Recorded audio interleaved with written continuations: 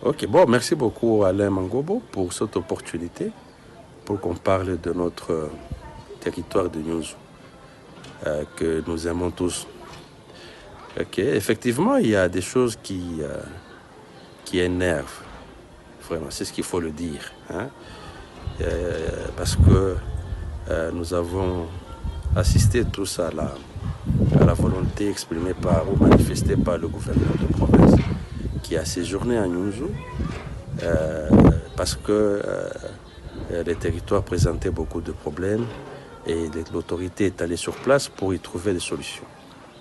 Et là, nous constatons qu'aussitôt après son départ, récemment, le 2 juillet, on a appris qu'au niveau aux environs de Lengwe, les villages de Mugunga, je pense, on a tué 17 personnes et 20 autres blessés.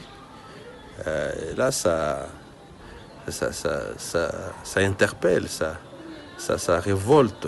Il faudrait vraiment qu'il y ait des actions soutenues, sérieuses, appuyées, pour qu'on puisse neutraliser ces assaillants, ces bandits. C'est le mot qu'il faut. C'est vraiment des bandits. Hein. Ils se plaisent à tuer allègrement leurs frères. Okay. Par rapport à ceux qui peuvent ou qui sont en train d'entretenir ces tueries ou ces atrocités,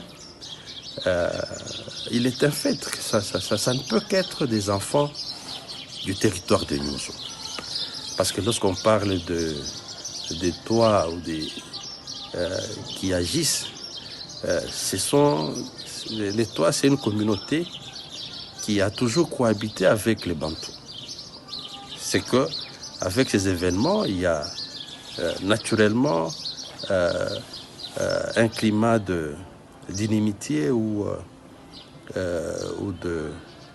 de conflit entre ces communautés. C'est que ce ne sont que les communautés qui sont dans les territoires qui sont à la base de ces tueries. Mais nous observons également que ces tueries ne permettent pas aux enfants de Nyunzu d'accéder ou de vivre, d'accéder à leurs occupations, de vivre normalement comme ça a toujours été dans le passé, c'est-à-dire faire le champ, entretenir des élevages, tout et tout. Bon, Alain, je ne pense pas que la population est dans la peur. Non. La population reste disposée, mobilisée à voir leur territoire sécurisé et leurs activités champêtres, tout être possible. Et lors de la campagne, moi j'ai vu une population au regard de tout ce qu'on a vécu, tout ce qu'on est en train de vivre, cette insécurité qui a commencé depuis 2014. Cette population un peu appauvrie, qu'on a totalement soumis à l'inactivité, hein. Mais elle est là, elle est debout, elle est disposée à accompagner toute activité ou toute démarche pour pacifier son territoire. J'ai vu à Louisie des jeunes gens bien mobilisés, bien organisés pour résister. C'est que ce n'est pas une population qui est dans la peur, pas du tout. Mais qu'elle reste debout, qu'elle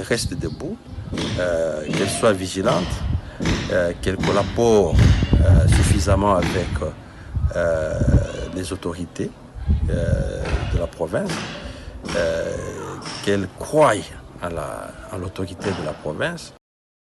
Oui, on a commencé à agir. Effectivement, c'est que c'est le moment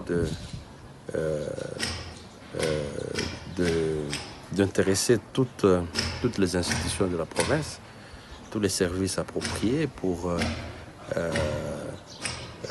que cela se fasse. Il est